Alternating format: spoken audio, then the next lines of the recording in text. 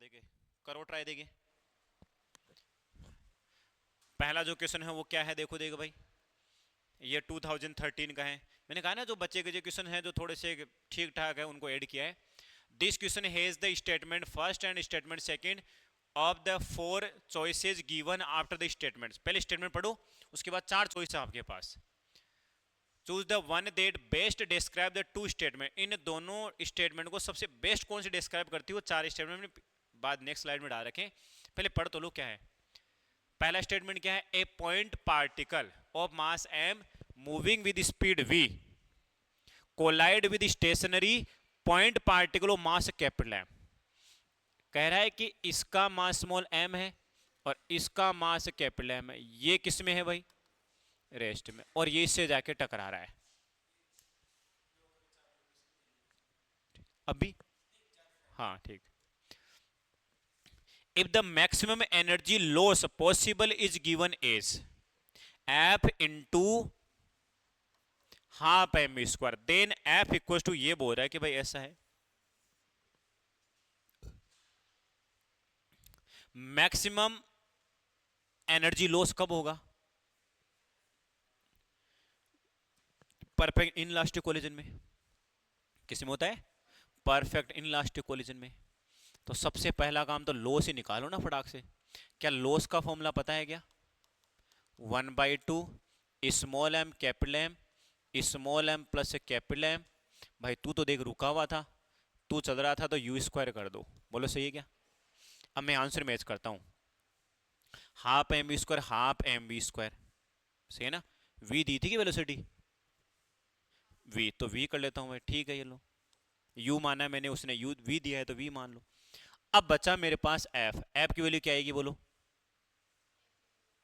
Capital M upon small M plus capital M. क्या लिखा हुआ है क्या, गलत हो गया। पहला स्टेटमेंट क्या है आपका, गलत, बोलो क्लियर है क्या। यहां छोटा सा चेंजेस कर देता ना, स्मॉल इज कैपिटल एम, तो अपना स्टेटमेंट फर्स्ट भी सही हो जाता। स्टेटमेंट सेकंड क्या है, maximum energy loss occurs when the particles get stuck together as a result of the collision. हमने जो पढ़ा वो यही दे दिया, मैक्सिमम लॉस कब होगा, जब आपका कोलिजन परफेक्ट इन इलास्टिक, मतलब गेट स्टक हो जाती है, दोनों एक साथ चिपक कर कंबाइंड वेलोसिटी से चलती है, तो ये तो सही है।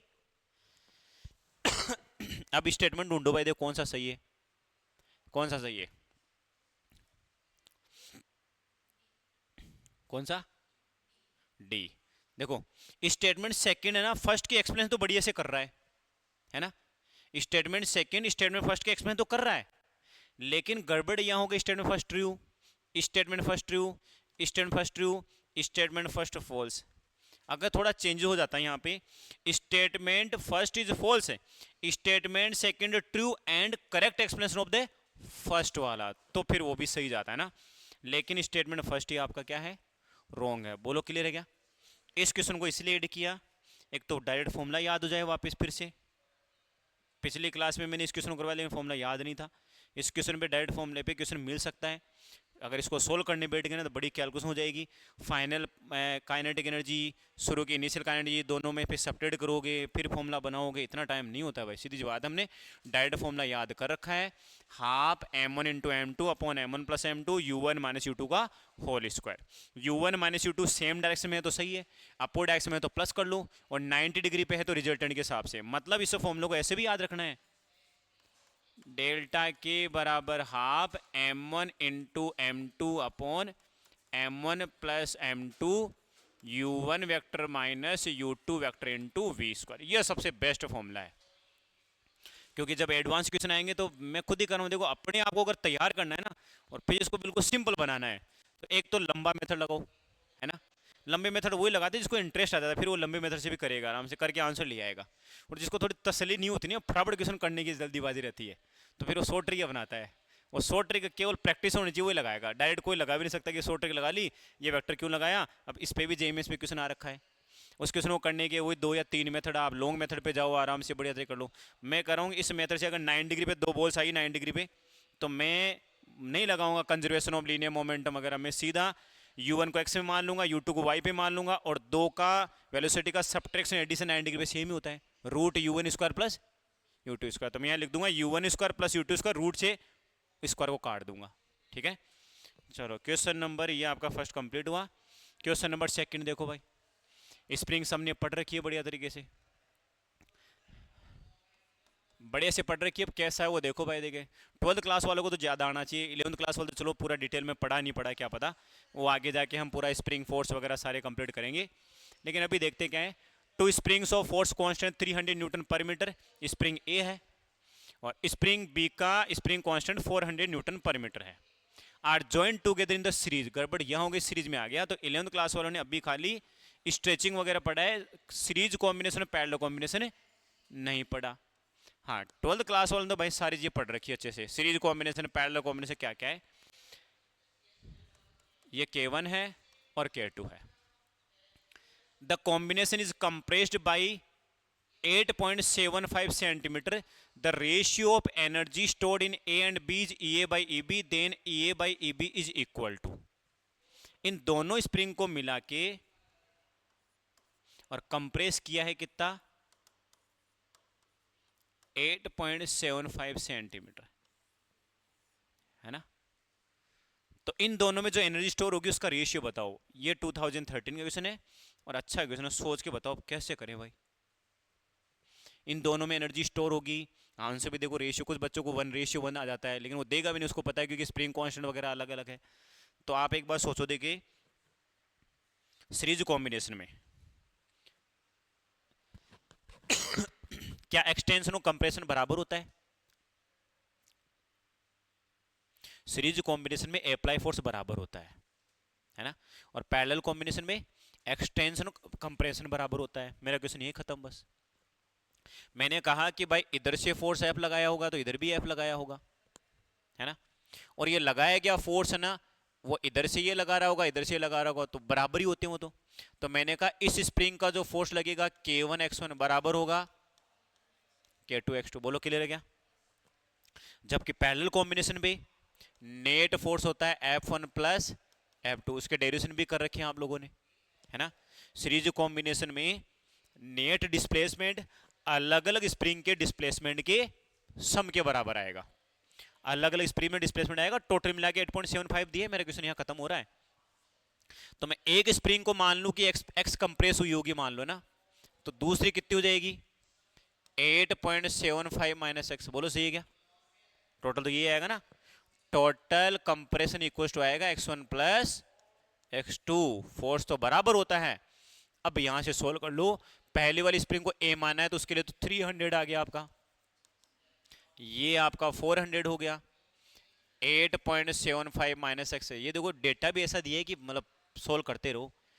2 जीरो से यहाँ 2 जीरो कट कर लो, 3x इक्वल टू कितना हो गया माइनस का 4x प्लस का 8.75 इंटू 4 7x, 8.75 इंटू 4 सही है ना, गलत नहीं होना चाहिए, ध्यान रखना।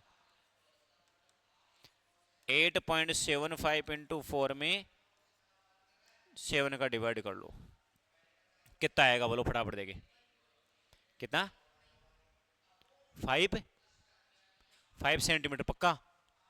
चलो भाई, इसने कहा कि सिर्फ 5 सेंटीमीटर आ गया, ठीक है, इसने कहा कि 5 सेंटीमीटर आंसर आ रहा है। अब ये 5 आ गया तो दूसरा वाला तो तुम्हें ऑटोमेटिक दिख गया होगा, ये 5 आ गया तो कितना हो गया 3.75, है ना। अब मैं यहां पे एनर्जी स्टोर निकाल रहा हूं, EA बाई EB। एक बच्चा लिख रहा होगा हाफ KA XA का square, half KB into XB का स्क्वायर, और एक बच्चा लिख रहा होगा सर अप्लाइड फोर्स तो बराबर होता है ना। अप्लाइड फोर्स बराबर होता है तो वो क्या लिखेगा, F बराबर KX, तो सर X इक्वल टू कितना हो गया F बाई K। तो वो जैसे यहां पुट करेगा F square by K square, तो एक और फॉर्मूला अगर किसी ने पढ़ रखा हो तो ये वाला फॉर्मूला भी होता है, अगर किसी ने पढ़ रखा हो तो, अगर किसी ने पढ़ रखा हो कि अप्लाइड फोर्स बराबर होता है, तो इसलिए मैं फिर कर रहा हूं, वो डेटा सोल्व नहीं करने थे, और डेटा सोल्व नहीं करने थे, मैंने फिर भी किया। चलो है ना, कि वो भी क्वेश्चन आ जाए तो वो भी अप्लाई करो। अगर अप्लाइड फोर्स बराबर होगा तो x equal to F by K तो लिखोगे ना, तो यहाँ पे एफ बाई के पुट करोगे तो के स्क्वायर एक के से के कटा तो ये आ गया ना, तो एफ तो सेम है, तो आंसर आ गया सर क्या, के बी बाई के ए, खत्म। मैं इसलिए तो कह रहा है डेटा यू दिया है, फंसो बेटा हो, है ना, सोल्व करते रहो, नहीं करना था। सीरीज में फोर्स हमेशा क्या होता है, अप्लाइड फोर्स से सेम रहेंगे दोनों पे, तो आंसर सीधा सीधा आ गया के बी बाई के ए। तो कितना आंसर हो गया, 4/3 खत्म। नीचे देखो आंसर डाल भी रखा है, एक दो की क्वेश्चन आंसर डाल दी मैंने, बाकी तो आंसर में किसी की नहीं डाल के लाया। सिंपल से क्वेश्चन की प्रैक्टिस करनी है। क्या इस मेथड पे जाना जरूरी था क्या, नहीं जाना है ना। पहले सारे फॉर्मूले दिमाग में रखो, सीरीज कॉम्बिनेशन पैरेलल कॉम्बिनेशन क्या होता है, और आराम से सोल्व कर लो, कोई कैलकुलेशन नहीं करनी। कैलकुलेशन कम से कम होगी कभी कभी, ऐसे नहीं कि भाई नहीं होगी, लेकिन कभी कभी नहीं होगी, मैं कर रहा हूँ ना। और वो सारी चीज़ प्रैक्टिस से होनी चाहिए। मैं करता तो मैं कर सकता था, एक्स बी की वैल्यू पुट करता, इसमें फंसा रहता, तब तक दो क्वेश्चन कोई और बच्चा करके ले जाएगा, ले जाएगा, उससे बता रहा हूँ। इनमें कैलकुलेट करके देखो आप, इसकी वैल्यू एक्स की वैल्यू 5 का स्क्वायर, अरे वो 3.75 उसका स्क्वायर कैसे करूँ मैं, फिर 100 का डिवाइड करो, ऐसे करोगे बड़ी लेंथ वैल्यू आएगी। जबकि सीधा सीधा पता लग रहा है सीरीज कॉम्बिनेशन में हमारे एक्स का कोई मतलब ही नहीं है, सीधा जो एनर्जी स्टोर है ना वो के अपोजिट रेशियो में आएगी बस, ठीक है। नेक्स्ट क्वेश्चन देखो भाई क्या है, a bullet of mass 4 gram is fired horizontally with the speed of 300 metre per second into 0.8 kilogram block of wood at rest on the table.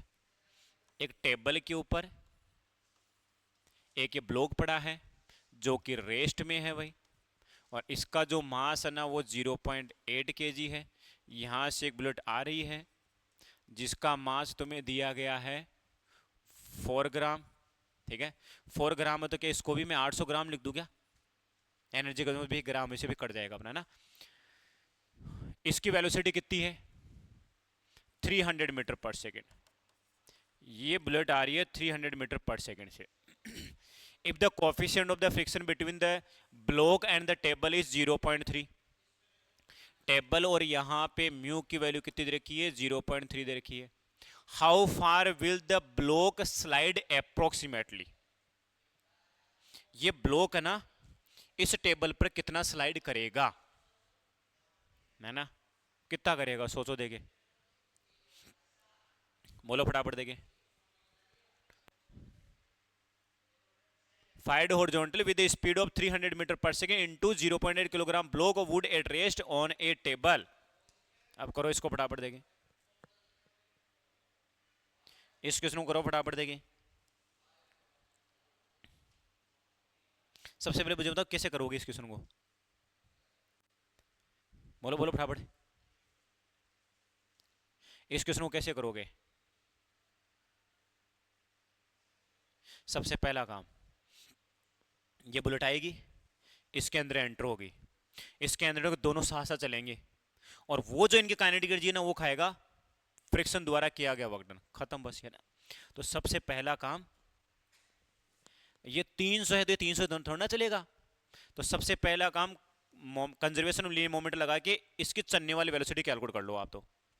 तो कितना हो गया ये हो गया 4 ग्राम इंटू 300, इसका मोमेंटम 0 था, ये हो गया इनिशियल मोमेंटम, बोलो सही है क्या, 4 ग्राम ही दिया था ना, 4 सही से लिखना। इधर इसका कितना हो गया 800 ग्राम, प्लस इसका कितना हो गया 4 ग्राम, और दोनों मिलके चलेंगे एक सेम वेलोसिटी से, क्योंकि दोनों वो बुलेट उसमें जाके बैठ जाएगी, तो इसको बोलते हैं कंबाइंड वेलोसिटी। तो कंबाइंड वेलोसिटी तुम्हारी निकल के आ रही है 4 इंटू 300 डिवाइड में 804, बोलो क्लियर है क्या, सही है। यहां तक ये तुम्हारी कंबाइंड वेलोसिटी आ गई। इसमें भी देखो डेटा इतना खतरनाक लिया उसने, ग्राम से कोई फर्क नहीं पड़ेगा, ग्राम से ग्राम कैंसिल हो चुका होगा। अब ये फाइनल वेलोसिटी आ गई, इस ब्लॉक की काइनेटिक एनर्जी खत्म कर देगा कौन, work done by the frictional force, work done by the frictional force.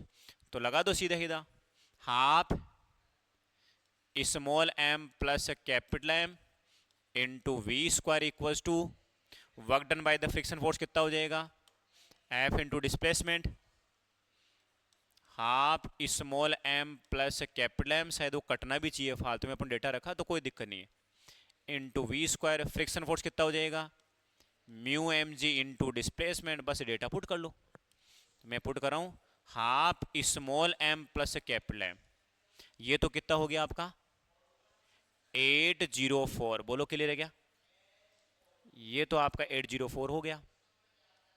We square कितना हो जाएगा 4 इंटू 300 डिवाइड में 804 का होल स्क्वायर इक्वल टू कितना गया, म्यू की वैल्यू कितनी है 0.3। स्मॉल एम कितना है, स्मॉल एम कितना है आपका, कहाँ गया वो, अब ढंग से देखना। यहाँ पे मैंने यहाँ पे क्या किया है, ये ग्राम में लिखा है तो इधर भी ग्राम में लिखूंगा ना, ये भी तो capital M plus small M आएगा, यहाँ से कट जाएगा small M plus capital M, यहाँ भी मैंने गड़बड़ कर दी थी ना।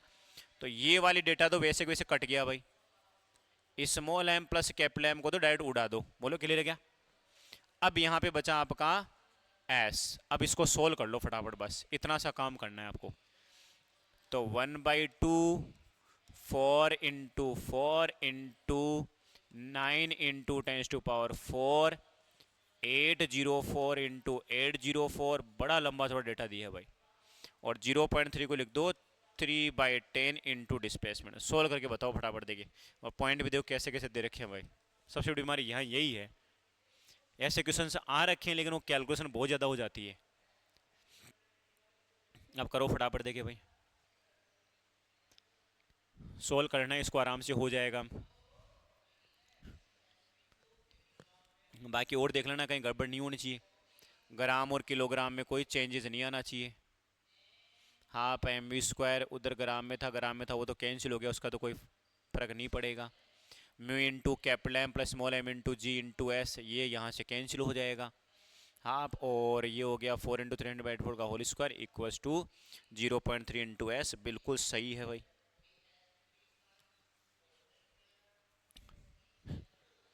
करो करो फटाफट, देखिए भाई इसको अगर हम इससे कट करें तो 201, इसको यहाँ से कट करें तो 201, क्या इसको मैं 200 मान लूँ क्या, क्या करें और, है ना, ये 200 हो गया, ये भी 200 हो गया, तो मेरे पास डेटा आ रहा है क्या एस इक्वल्स टू 200 इंटू 200, और ऊपर डेटा कितना है 9 इंटू 100 इक्वल्स टू कितना है 3/10, तो 10 यहाँ जाएगा और 3 डिवाइड में आ जाएगा। बोलो क्लियर है क्या, सही है ना? अब इसको सोल्व कर लो फटाफट, देखिए यहाँ से कट किया 2, यहाँ से कट किया 2, यहाँ से कट किया 5, अब देख लो भाई 45/12, और भी कोई डेटा रहा है क्या, डेटा रहा है क्या, बाकी देख लेना, नहीं रहा पक्का, तो फिर तो आंसर ऐसे मैच ही नहीं खाएगा, कहीं ना कहीं गड़बड़ कर दी फिर इसका मतलब। सोल्व करना है, देख लो भाई कहीं ना कहीं गड़बड़ कर दी इसका मतलब, ठीक है। 300 मीटर पर सेकेंड 4 ग्राम है, 0.8 किलो को मैं 800 ग्राम ले सकता हूँ, इधर भी एक ग्राम में इधर भी ग्राम में, इससे कोई फर्क पड़ेगा नहीं। 4 इंटू 300 डिवाइडेड बाई 804, ये आपकी फाइनल वेलोसिटी आ गई, ये फाइनल वेलोसिटी आ गई। अब ये काइनेटिक एनर्जी फ्रिक्शन फोर्स द्वारा वर्क डन के बराबर हो जाएगी भाई।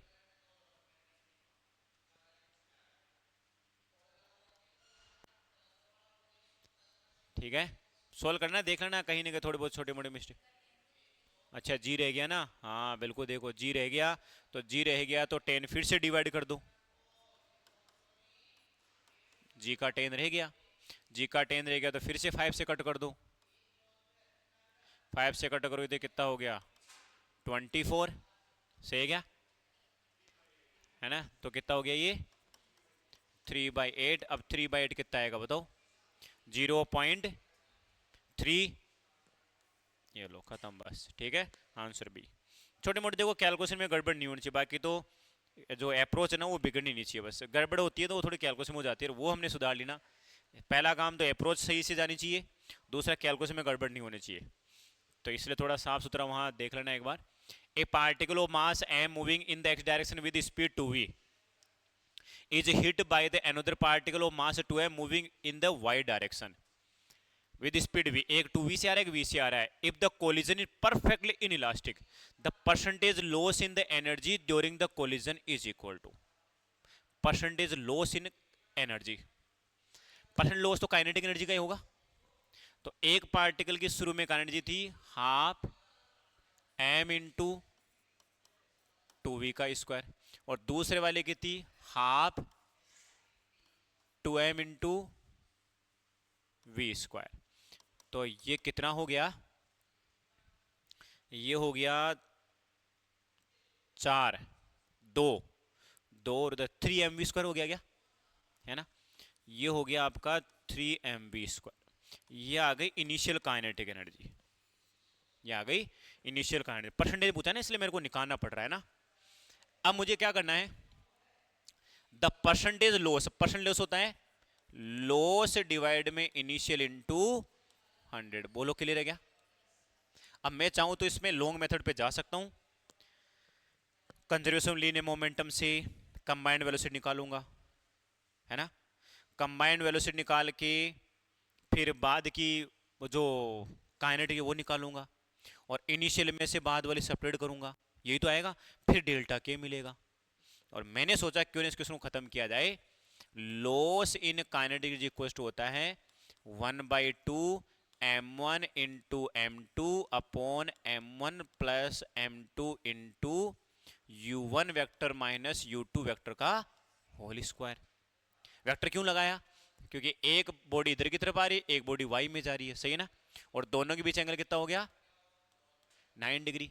इसकी वेलोसिटी है 2v और इसकी वेलोसिटी है v, तो 1/2 m1 कितना है m, m2 कितना है 2m, नीचे कितना लिख दूं 3m, बस गड़बड़ नहीं होनी चाहिए ना।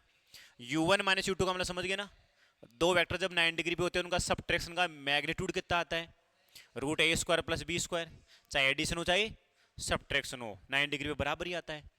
तो ये कितना हो जाएगा 5 पे वी स्क्वायर हो जाएगा क्या, रूट में 5v स्क्वायर, रूट का हो जाएगा 5v स्क्वायर, ऊपर क्या लगा हुआ स्क्वायर, बोलो सही लिखा गया, अरे सही है ना।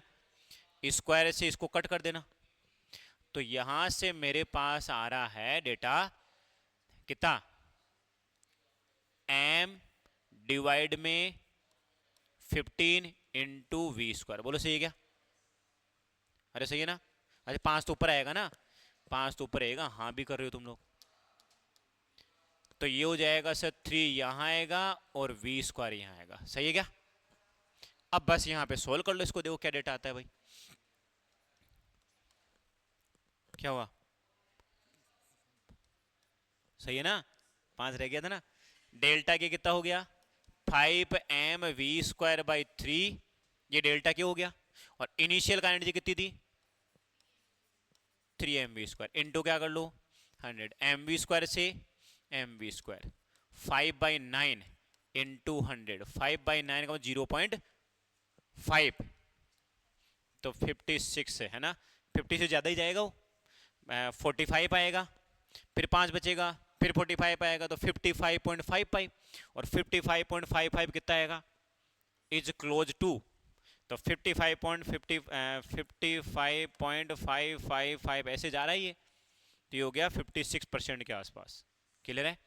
इस क्वेश्चन को आप कैसे भी करो लेकिन करना है भाई, है ना, क्योंकि ये क्वेश्चन थोड़ा इंपॉर्टेंट है, थोड़ी कैलकुलेशन मांग रहा है, शॉर्ट ट्रिक भी मांग रहा है। लॉन्ग मेथड जाओगे डेल्टा के निकालने का तरीका आपके पास होना चाहिए। हम हमेशा एक ही फॉर्मूला थोड़ा सा याद करते हैं, ये वाला परफेक्ट इन इलास्टिक कोलिजन के लिए, क्योंकि ई की वैल्यू यहाँ दी नहीं है और यहाँ बोला भी है perfectly in elastic, perfectly in elastic. और अगर परफेक्ट इलास्टिक तो ई देगा, तो यहाँ हम और एक चीज ऐड कर लेते हैं, क्या 1 माइनस स्क्वायर, तो ई की वैल्यू हमारे पास 0 आ गई परफेक्ट इलास्टिक, तो ये फॉर्मूला हम डायरेक्ट लगा सकते हैं। इसका हमने दोनों बॉडी टक्कर के बाद, देखो इन दोनों का रिजल्टेंट मोमेंटम इधर था, तो टक्कर के बाद भी इधर रहा होगा, तो मैं बाद की कंबाइंड वेलोसिटी भी कैलकुलेट कर सकता हूँ। इन दोनों का मोमेंटम जितना पहले था रिजल्टेंट उतना ही क्या रहा होगा बाद में, तो मैं बाद की वेलोसिटी भी कैलकुलेट कर सकता हूँ। बाद की वेलोसिटी कैलकुलेट हो गई तो मैं लिखूंगा half m plus 2m into बाद की वेलोसिटी का स्क्वायर माइनस इनिशियल में करंट जी कितनी थी हाफ m, इसका मतलब पहले इसको प्लस में लिखे माइनस, बाद में तो कम मिलेगी ना। ऐसे भी आप सोल्व करके डेल्टा के कैलकुलेट कर सकते थे ना, कर सकते थे ना। वे कमांड तो थोड़ा लॉन्ग हो जाता है, लेकिन ये मुझे लग रहा है कि बिल्कुल सिंपल ट्रिक है, शानदार ट्रिक है, इससे करोगे तो क्वेश्चन थोड़ा जल्दी हो जाएगा। नेक्स्ट क्वेश्चन देखो भाई क्या है। आज वाले क्वेश्चन थोड़े मतलब यूनिक मिलेंगे है ना, जितने भी बच्चे कुछ जो भी रहे। नेक्स्ट क्या है, a particle is moving in a circle of radius small R under the action of a force F equals to alpha R square. Circle में चल रहा है और इस पर एक फोर्स लग रहा है, तो ये सेंट्रीपिटल है toward direct toward the centre of the circle, ये बोला है। मतलब मेरा क्या हो गया, सेंट्रीपिटल फोर्स हो गया ना। टोटल मैकेनिकल एनर्जी का एनर्जी प्लस, और यही सेंट्रीपिटल फोर्स मेरा कंजर्वेटिव फोर्स भी है, क्योंकि बात किसकी आ गई, पोटेंशियल। और पोटेंशियल हमेशा किन के लिए डिस्क्राइब होती है, कंजर्वेटिव फोर्सेज के लिए ना। Of the particle is take the potential energy 0 for R equal to 0। ये थोड़ा यूनिक बोला भाई, हमने तो आज तक सीखा था इनफाइनाइट पोटेंशियल 0 होती है, वो तो रेफरेंस है, कहीं भी मान सकते हो। ये रेफरेंस दे रहा है कि आर इक्वल टू 0 पे पोटेंशियल कितनी है, 0 है। आर इक्वल टू 0 पे पोटेंशियल कितनी है, 0 है। तो आर पे निकालनी है अब आपको, तो बताओ कैसे करोगे। सबसे पहला काम, सर ये हमारे पास एक सेंट्रीपिटल फोर्स है, तो हम इसको क्या लिखेंगे, M we square by R equals to alpha into R square. बोलो सही क्या है ना। यहां से एम वी स्क्वायर बराबर हो गया एल्फा आर क्यूब, बाई 2 से इधर डिवाइड कर दूं, बाई 2 से इधर डिवाइड कर दूं, तो ये आपके पास क्या आ गई, बोलो काइनेटिक। काइनेटिक को तो साइड में करो भाई, है ना। R cube R cube R cube R cube, ये तो कंफर्म है कि पोटेंशियल भी आर क्यूब की टर्म में ही आएगी। अब पोटेंशियल कैसे निकालोगे बोलो सर, पोटेंशियल क्या, हाँ फोर्स का indication. We know that the conservative force is given as minus का D U by D R, सही है क्या, माइनस का। अब इसे D U by D R में थोड़ा कंसेप्ट ध्यान रखना, तुम गलती क्या करते हो, यहां इस फोर्स को देख के ऐसे कैसे पुट कर देते हो।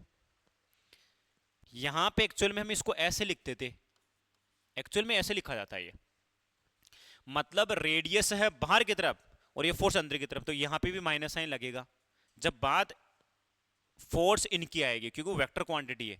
तो मैं यहां पे इस ऐप को क्या लिखने वाला हूं, माइनस का अल्फा आर स्क्वायर, और ये माइनस मेरा बैठा हुआ, अब ये सब हटाता हूं, इक्वल्स टू माइनस का D U by D are. समझ में आ गया होगा मैंने क्या किया है ना। माइनस लगाना पड़ता है, वो सेंटर की तरफ है और हमारा पोजीशन वेक्टर रेडियस वेक्टर बाहर की तरफ होता है।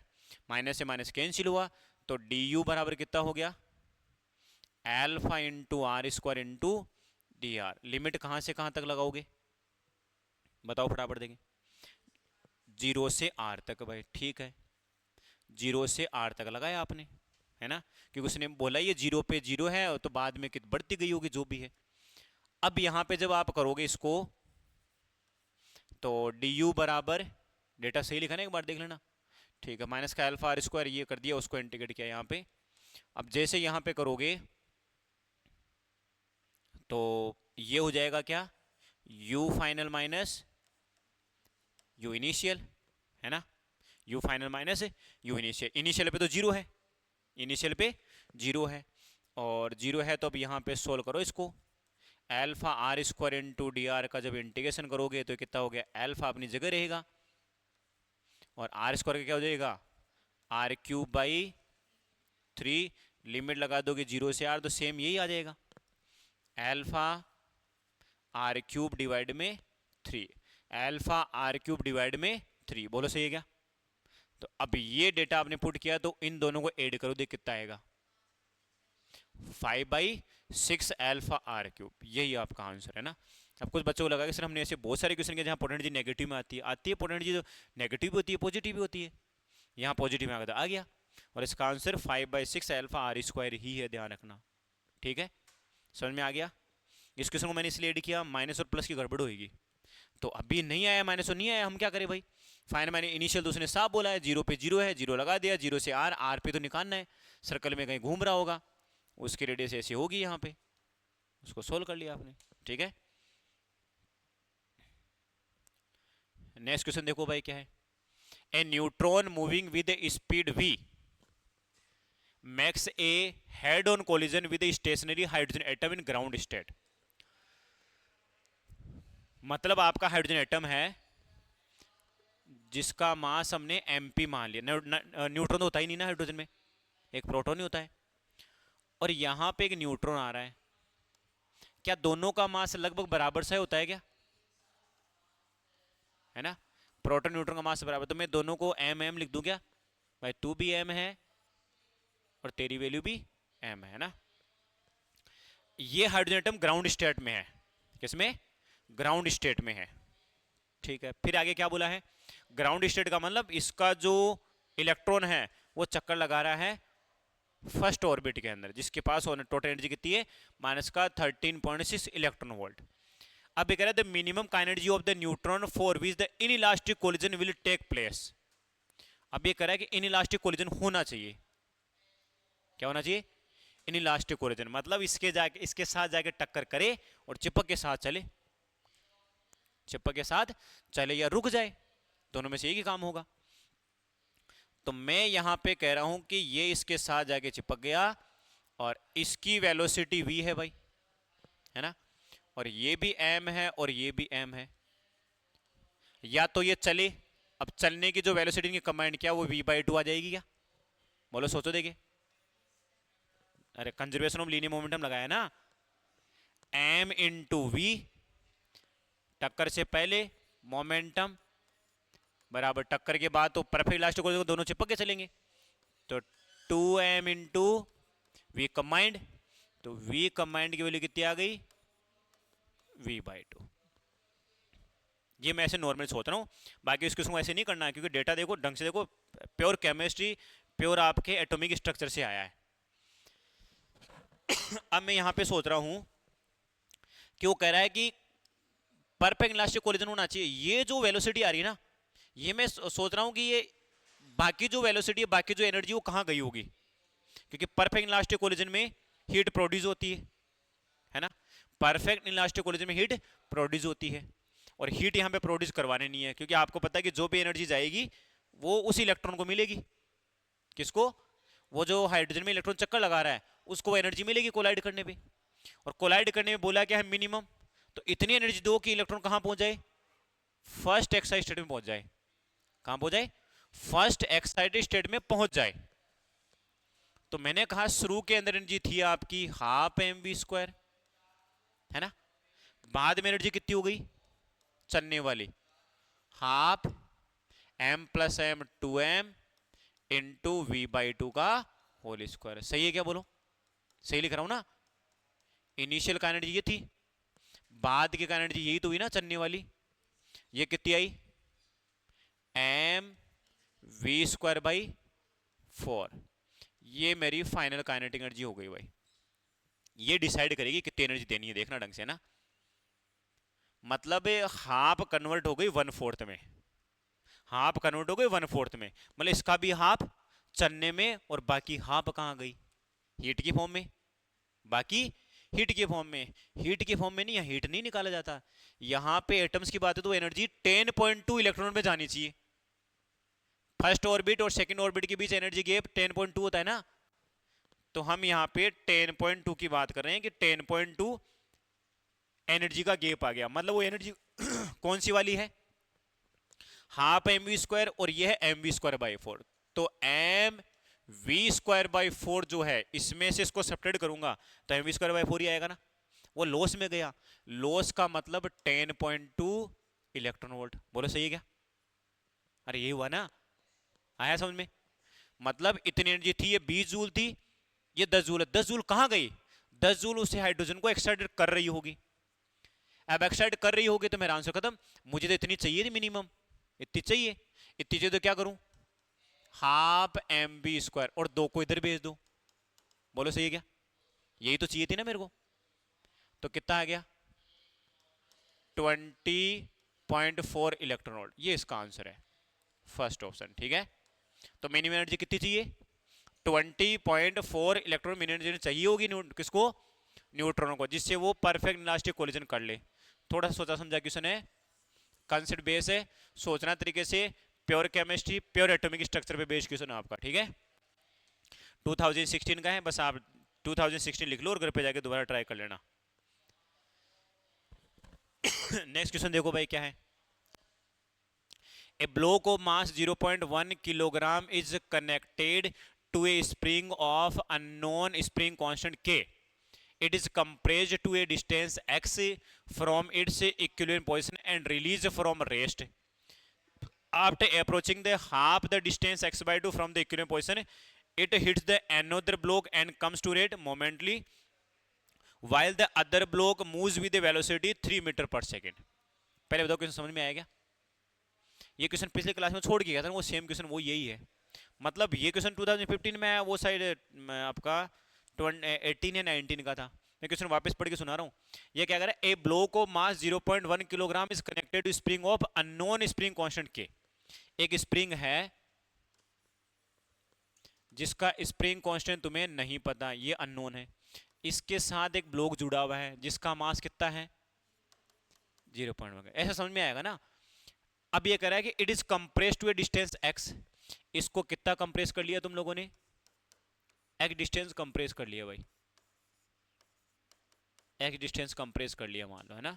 यहां से यहां, सॉरी ये x है, इतना तुमने इसको कंप्रेस कर लिया। अब कंप्रेस करके इसको रिलीज करने वाले हो तुम लोग, इसको कंप्रेस करके अब रिलीज करने वाले हो।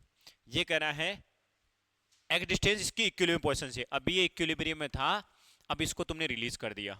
रिलीज करते पहली बात सोचो इसके पास कौन कौन सी एनर्जी है। अभी इसके पास एक पोटेंशियल एनर्जी है ना। अब वो पोटेंशियल जैसे रिलीज करोगे जाके दूसरे ब्लॉक से टकराएगा। रिलीज फ्रॉम रेस्ट, बिल्कुल पकड़ रखा था, कोई एनर्जी नहीं है, केवल एक एनर्जी, जिसका नाम क्या है स्प्रिंग की लास्ट पोटेंशियल एनर्जी। अब ये भगेगा और भगना स्टार्ट करेगा after approaching half the distance x by 2। जब ये चलते चलते कहां पे पहुंच गया, x by 2 डिस्टेंस पे आ गया मान लो यहां पे, तो इसकी पोटेंशियल कम हुई और एनर्जी में कन्वर्ट हुई। अरे यही हुआ ना। तो कितनी कन्वर्ट हुई, एक यहां से बना लो। अभी इसके पास पोटेंशियल है हाफ के एक्स स्क्वायर, जैसे आधी डिस्टेंस पे आ जाएगा इसके पास हो जाएगा half M we square plus half K X by 2 का उसका एक बना सकते हो ना। अरे ये हुई ना, 100 जूल एनर्जी है, वो 100 जूल एनर्जी अब पोटेंशियल तो कम हो रही है और एनर्जी बदल रही है, बढ़ रही है। तो आप इक्वेशन क्या लिखोगे, अभी वाली एनर्जी कौन सी, हाफ के एक्स स्क्वायर। जब ये अप्रोच करते करते आधी डिस्टेंस पे पहुंच गया, आधी डिस्टेंस पे, तो इसके पास पोटेंशियल हाफ के स्क्वायर थोड़ा ना होगी, हाफ के एक्स बाई 2 का whole square plus half M square, चल भी तो रहा होगा ये। एक क्वेश्चन आपने ये बना ली। अब ये कह रहा है it hits the another block and comes to rest momentarily. ये कुछ सेकंड्स के लिए ना रेस्ट में आता है। अब इस क्वेश्चन को करने के फिर दो तरीके, एक तो शॉर्ट ट्रिक या लगाओ conservation of linear momentum, conservation of energy वगैरह जो भी है, या फिर जिस बच्चे ने पढ़ा होगा ना सही तरीके से कोलिजन को, वो खत्म करेगा इसको। जैसे बोला कि वो मोमेंट्री रेस्ट में आया, और मैंने ये भी सीख रखा है कि जो स्प्रिंग फोर्स होता है ना वो नॉन इंपल्सिव होता है भाई। स्प्रिंग फोर्स कैसा होता है, नॉन इंपल्सिव। ये इंपल्सिव फोर्स नहीं होता है, ये कभी भी मोमेंटम को नहीं बदलता है, ये कभी मोमेंटम को नहीं बदलता है। मोमेंटम को बदलने का काम इनके जो फोर्सेज है ना, जो ये लगाएंगे, ये वाला ब्लॉक ये लगाएगा, कुछ सेकंड के लिए रेस्ट में आएगा और अपनी वेलोसिटी इसको दे देगा।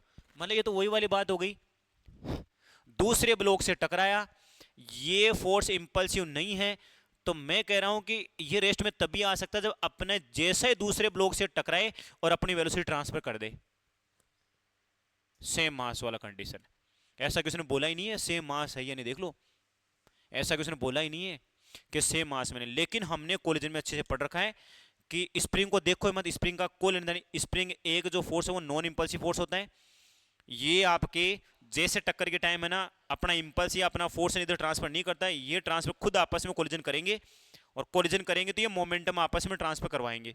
मतलब इसका मोमेंटम उस टाइम mv था और ये तो रेस्ट में आ गया, मोमेंटम इधर ट्रांसफर कर दिया और ये खुद में रेस्ट में आ गया। तो हमने एक केस पढ़ रखा है कि कोई ब्लॉक होता है वो दूसरे ब्लॉक से टकराता है, खुद रेस्ट में आ जाता है, तो ये तभी पॉसिबल है जब अपनी वेलोसिटी उधर ट्रांसफर कर दे। क्योंकि रेस्ट में आ गया तो मोमेंटम mv था, तो बाद में भी तो mv होना चाहिए ना, बाद में भी क्या होना चाहिए, mv होना चाहिए। अब बाद में mv होना चाहिए तो तभी पॉसिबल है कि तू रेस्ट में कैसे हुआ। ये केस हमने पढ़ा है कि तू रेस्ट में आएगा तो कंफर्म है कि तेरा जैसा एक और ब्लॉक है और तेरी वेलोसिटी ट्रांसफर कर देगा। वो कह रहा है कि वो चलेगा ना ब्लॉक, वो 3 मीटर पर सेकंड चलेगा। तो मेरे को इतना समझ में आ गया कि x by 2 डिस्टेंस पे इसकी वेलोसिटी कितनी थी, 3 मीटर पर सेकंड। अब क्वेश्चन को मैं सोल्व नहीं करूंगा, अब आप खुद ही करोगे, खत्म क्वेश्चन।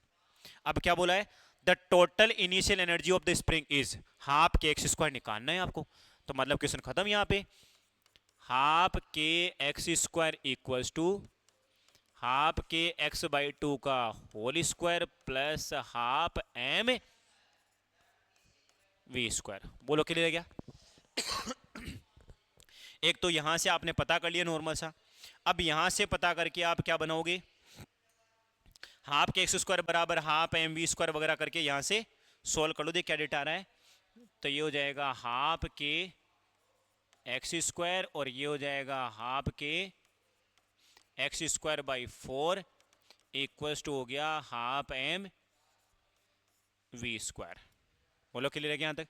मास दिया है 0.1, 0.1 यहां पुट कर लेना, हाफ के एक्स स्क्वायर थी उसको इधर सब्ट्रैक्ट कर लेना, सॉरी यहां प्लस है ना, ये प्लस, ये कितना आ रहा है बोलो फटाफट देखिए कितना, ये 8 है ये 2 है, हैं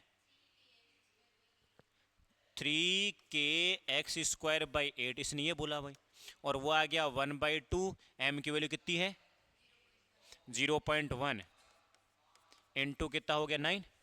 मुझे पता है कि शुरू में एनर्जी कितनी थी हाफ के एक्स स्क्वायर, तो हाफ के स्क्वायर देखो मैं कैसे लिखने वाला हूं, 4 इंटू 2 लिख सकता हूं 4 को उधर भेज दो, 3 को नीचे भेज दो, तो ये आ गया शुरू में half K X square equal to आ गया 4/3 9/20। अब सोल्व कर लो, और तो क्या है, 3 से 3 को यहाँ कट करो, 4 को यहाँ से 5, कितना भाई 0.6 जूल। बोलो सही है क्या?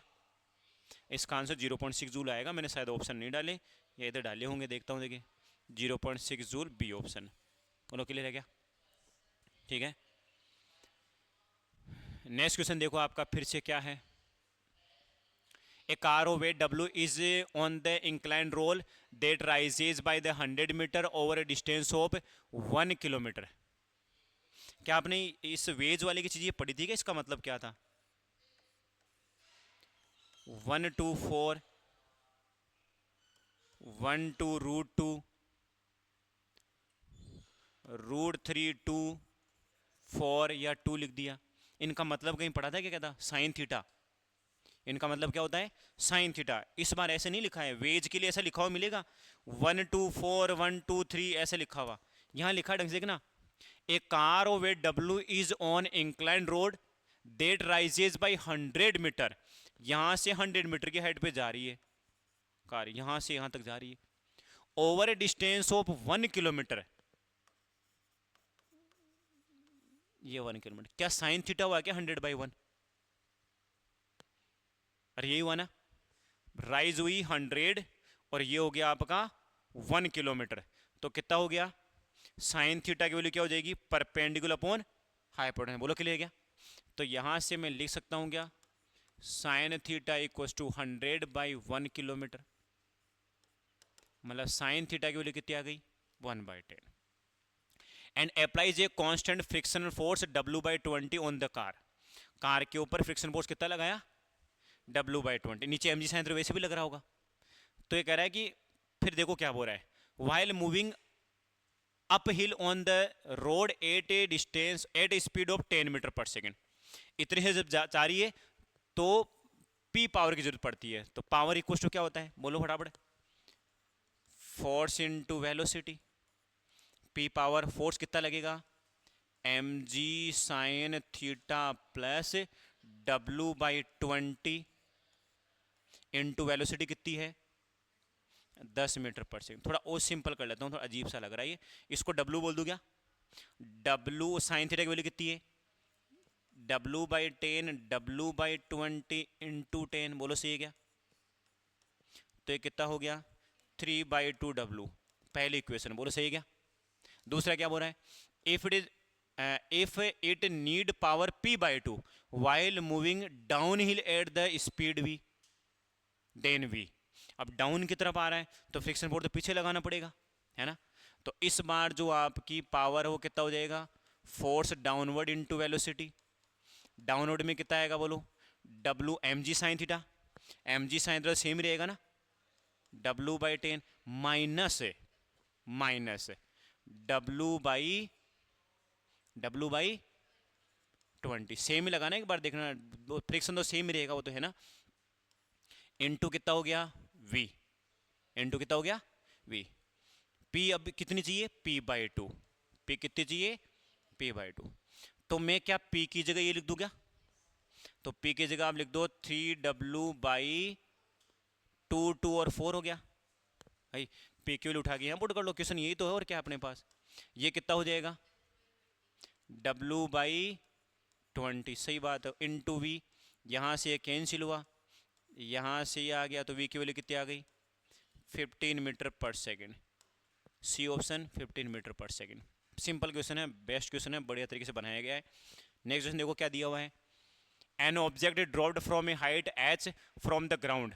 एक बॉडी को ग्राउंड से h हाइट से गिराया जा रहा है। Every time it hits the ground it loses the 50% of its kinetic energy. The total distance covered at t tends to infinite. Very large time, जब तक वो रेस्ट में नहीं आ जाता है, ऐसे कुछ लॉजिक है ना। अब इस टॉपिक को मैं एक बार फटाफट खत्म कर लेता हूँ। इस बॉडी को आपने एच नोट से रिलीज किया होगा, ये वी नोट से टकराया होगा, फिर यहाँ गया होगा H1 पे, फिर वापस आया होगा, V1 से वापस गया होगा, वी नोट से गया, इधर V1 से गया, V1 से आया, फिर V2 से गया, फिर वापस आया और लास्ट में आके रुक गया। सही है। क्या क्या कैसे, पहले डायरेक्ट फॉर्मूला लिखते हैं। सर हमारे पास E की वैल्यू होती है relative velocity of separation divide में रिलेटिव वेलोसिटी ऑफ अप्रोच। बोलो सही क्या। बस एक मिनट सर, ये हो जाएगा √2GH1 और ये हो जाएगा √2GH0, मतलब √H1/H0। या तो बोल दो ये या बोल दो ये, ठीक है, या तो H के टर्म में बोलो या E के टर्म में बोलो। तो H1 बराबर कितना आ गया बोलो E²H0। H2 कितना आ जाएगा E⁻²∗ H0। तो Hn कितना आ जाएगा, याद आगे होगा E⁻²n × H0। बोलो क्लियर है क्या। nth कोलिजन में कितनी हाइट ऊपर जाएगा, डायरेक्ट फॉर्मूला लिखवा रखा है।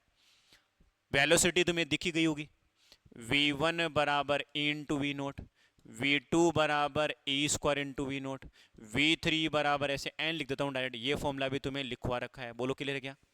nth कोलिजन के बाद उसकी वेलोसिटी क्या आएगी। फिर t के लिए भी लिखवा रखा होगा, nth कोलिजन के लिए आ जाएगा E⁻n × T0। T0 का मतलब कितना √2h/g, √2h/g, ये हो जाएगा nth कोलिजन में टाइम पीरियड। यहां से क्या पूछा है, 50% अपनी काइनेटिक लूज करती है, तो वहां से V1 V2 का पता लग जाएगा, मतलब E का पता लग जाएगा। E का पता लगने के बाद मैंने तुम्हें टोटल डिस्टेंस लिखवा रखी है। टोटल डिस्टेंस कितनी रहेगी, H0 के टर्म में लिखवा रखा है 1 + E²/1 - E²। टोटल टाइम तुम्हें लिखवा रखा है शुरू का टाइम √2h0/g, और same as it is 1 + E/1 - E। Average speed से दोनों को डिवाइड कर लेना। ये क्वेश्चन आ रखे हैं, एवरेज स्पीड बताओ, टोटल डिस्टेंस कितना, तो अब ये सोल्व करना है, तो ये फॉर्मूला लगाना है इस क्वेश्चन के अंदर, ये आप खुद करोगे। E की वैल्यू मैंने बता दी, पूरा टॉपिक ही कवर करवा दिया। तुम्हारे तो कोलिजन में आएगा ही, है ना। जब हम मोमेंट, सॉरी क्या बोलते हैं, सेंट्रो मास या रोटेशन मोशन पढ़ेंगे तो कोलिजन पढ़ेंगे वहाँ पे अलग से, वहाँ आएगा। ये फॉर्मूले बहुत इंपॉर्टेंट है। तो ये क्वेश्चन मैंने इसलिए ऐड किया क्योंकि अभी 2 सालों में तो मुझे कुछ दिखा नहीं है क्वेश्चन, लेकिन रिपीट हो सकता है, ठीक है। कर लेना, देखिए।